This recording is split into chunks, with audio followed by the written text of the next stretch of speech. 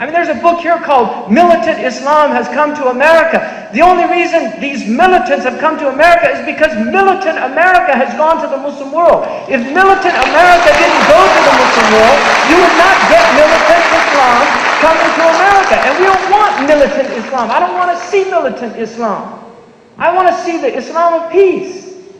But there has to be mutual conciliation. There has to be respect. The Palestinian people have to be respected. The Kashmiris have to be respected. I mean, this is the truth. And this is not, I'm not speaking even as a Muslim right now. I'm speaking as a human being. There are people that can understand this that don't have to be Muslim. When you use Apache helicopters, when you use F-16s against an armless people that have no means to defend themselves, that's simply wrong. That's wrong in any moral tradition on this planet. It is wrong. It is not right. And it needs to be condemned. When you create an apartheid system that was denounced in South Africa as evil, denounced in South Africa as evil, when you create the same system in another place, it has to be denounced as evil. You can't have something right in one place and it's not right in another place. It's right, it has to be right all over, and it has to be wrong all over. And that's all we're asking for, is an even playing field. That's all we're asking for. That's what we want. That's what we want in America, and that's what we want in other places in the world. We want fairness. We want justice. There's people asking why the Muslims are angry. If you're not angry about the current social conditions, you're not alive. You're not alive. You don't have a human heart.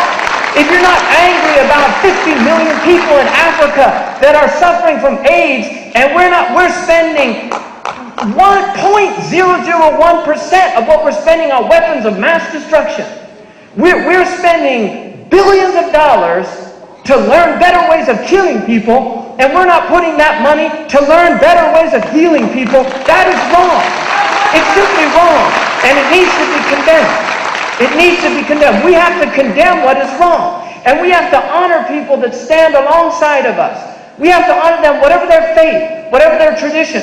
We can disagree with them on certain things, but when they stand up for what's right, we should be there to affirm that. I want people to go home and write a letter to Michael Bloomberg, write a letter to that man, write a letter to the New York mayor's office and say congratulations for speaking up as an American, for defending the right of a man to dissent.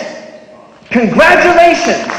Thank God there's still people in this country that are not capitulating to the worst forms of jingoism, of xenophobia, of hate speech. They're not conforming to it. Thank God there's still people that are willing to stand up and say, I might not agree with this man, but he has every right as an American to say what he believes. Because freedom of speech is part of this country's heritage, and we have to defend that right. And I'm glad that I'm here right now in this state of New Jersey, and I can say what's in my heart.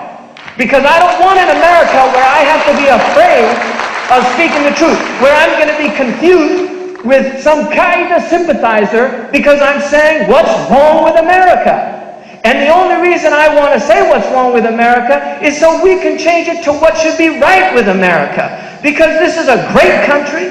It's a country that has an immense amount to offer humanity. The CDC, if the flu virus breaks out, everybody in the world's going to be hoping that the CDC comes up with a solution.